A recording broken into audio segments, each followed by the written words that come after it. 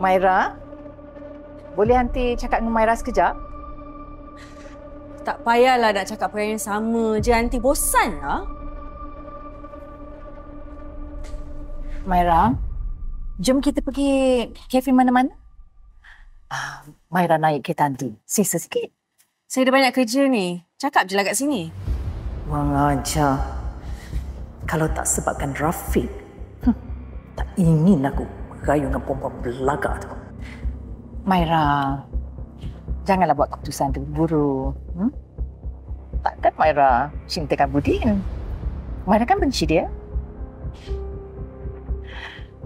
Takkanlah Maira dah jatuh cinta dengan dia sebab dia tolong Maira hari tu.